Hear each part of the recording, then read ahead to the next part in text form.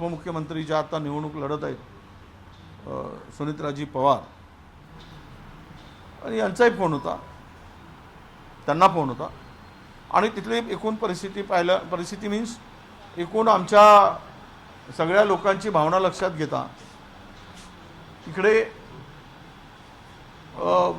निवडणुकीमधून या निवडणुकीमध्ये पुढे जाणं हे थांबवावं अशा प्रकारची भूमिका दिसली, त्यामुळे आमच्या सगळ्या लोकांचं एकमत झालं. आज श्रेष्ठींशी बोलून दुपारपर्यंत फॉर्म होईल त्यांच्या परवानगी असं मला आज बोलून घेत आहेत, प्रदेशाध्यक्ष बोलत आहेत, कदाचित मलाही फोन येईल, विचारणा होईल आणि त्यांच्या कानावर ती गोष्ट टाकूनच आम्हाला हा निर्णय घ्यावा लागेल. म्हणजे भाऊ, राज्यातल्या सर्वच काँग्रेस नेत्यांची अशी इच्छा आहे की ही निवडणूक बिनविरोध व्हावी, काँग्रेसने या निवडणुकीत लढावू नये असं सगळ्यांचं मत आहे. नाही बघा, आमचं मत म्हणण्यापेक्षा आम्हाला त्यांनी वारंवार विनंती केली.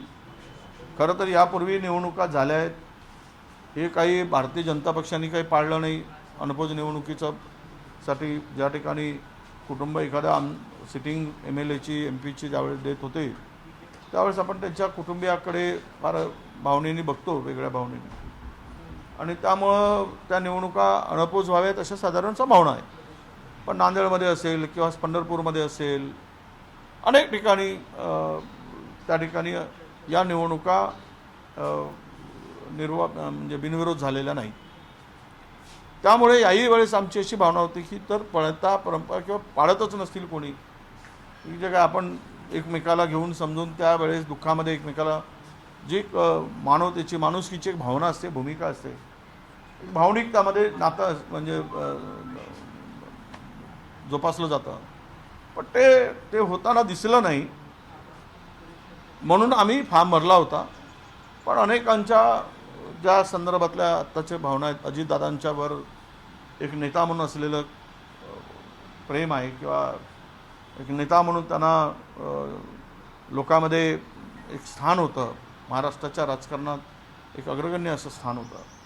अशा कुटुंबातील पत्नीचं त्यावेळेस उमेदवारी अर्ज आहे. तर ही भावना अनेकांनी बोलून दाखवली. त्यामुळे आम्ही तिघही नेत्यांनी चर्चा करून हायकमांडला विचारणा केलेली आहे. हायकमांडचा आदेश आला की तो प्रक्रिया आज पूर्ण होईल असं मला वाटतं. पण हायकमांड या बाबतीत सकारात्मक राहील का भाऊ? आता ते मला सांगता येणार नाही. आम्ही विचारूनच हा निर्णय घेणार आहोत. त्यांची भूमिका त्यांच्या मनात काय आहे ते मी आत्ता सांगणार नाही, पण आमच्या मनात काय आहे ते आम्ही भावना त्यांच्यापुढे मांडलेल्या आहेत. हो, सुनेत्रा पवार या बिनविरोध निवडणूक व्हाव्या यासाठी एकट्याच लढताना दिसला. प्रफुल्ल पटेल असेल किंवा तटकर असेल यांच्याकडून कुठले प्रयत्न झाल्याचं दिसलं नाही. सुनेत्रा पवारच सर्व नेत्यांशी बोलत असल्याचं एकूण चित्र पाहायला मिळालं. त्यामुळे ही निवडणूक बिनविरोध व्हावी की नाही या बाबतीत स्वतः राष्ट्रवादीमध्ये संभ्रम होता असं दिसतं. असं आहे, अजितदादा असताना विलिनीकरणाची जी भूमिका होती त्याला या दोन्ही नेत्यांचा विरोधच होता. तर उमेदवारी मागे घेण्याबाबत आमचा निर्णय झालाय असं विजय वडेट्टीवार यांनी म्हटलेलं आहे. हायकमांडला आम्ही आमचा निर्णय कळवणार असल्याचे विजय वडेट्टीवार यांनी स्पष्ट केलंय. त्यामुळे आता काँग्रेसची खलबत झालेली आहे आणि त्यामध्ये हा निर्णय झालेला आहे की बारामती पोटनिवडणुकीतून काँग्रेस माघार घेणार आहे. अर्थात या संदर्भात आता हायकमांडला आम्ही लवकरच कळवणार असल्याचे विजय वडेट्टीवार यांनी म्हटलंय.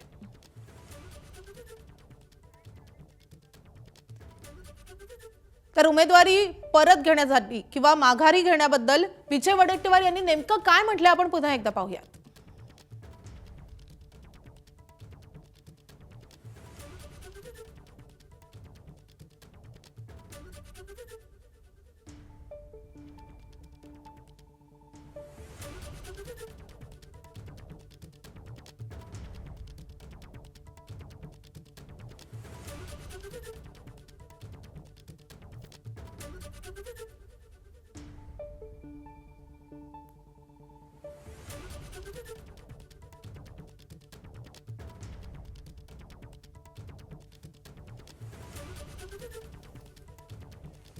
तर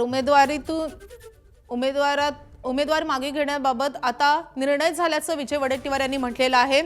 बारामती पोटनिवडणुकीतून काँग्रेस माघार घेणार असं आमचं ठरलेलं आहे, निर्णय झालेला आहे. मात्र हायकमांडला आम्ही लवकरच कळवणार असल्याचं विजय वडेट्टीवार यांनी म्हटलेलं आहे. बारामती पोटनिवडणुकीतून काँग्रेस माघार घेणार आताच्या घडीची सगळ्यात मोठी बातमी. सर्व स्तरातून आता मोठे प्रयत्न करण्यात आले होते. शेवटचे 3.5 तास शिल्लक राहिले असताना मुख्यमंत्र्यांनी थेट पक्षश्रेष्ठींना फोन केलेला आहे, प्रदेशाध्यक्षांना फोन केलाय. शरद पवार हे काँग्रेसच्या वरिष्ठ नेत्यांशी दिल्लीमध्ये बातचीत करत होते आणि इकडे काँग्रेसची खलबत सुरू होती आणि त्यानंतर हा निर्णय झाल्याचं समजतंय. विजय वडेट्टीवार यांनी म्हटलेलं आहे की उमेदवार मागे घेण्याचा आमचा निर्णय झालेला आहे, आम्ही हायकमांडला कळवणार आहोत. वडेट्टीवार नेमकं काय म्हणालेत आपण पुन्हा एकदा पाहूयात. नाही, आमची भावना म्हणण्यापेक्षा आम्हाला, विशेष करून मला तर नाही पण प्रदेशाध्यक्षांना अनेकांचे फोन आले, सत्ताधारी पक्षातील म्हणा किंवा उपमुख्यमंत्री ज्या आता निवडणूक लढत आहेत सुनीत्राजी पवार, आणि यांचाही फोन होता, त्यांना फोन होता.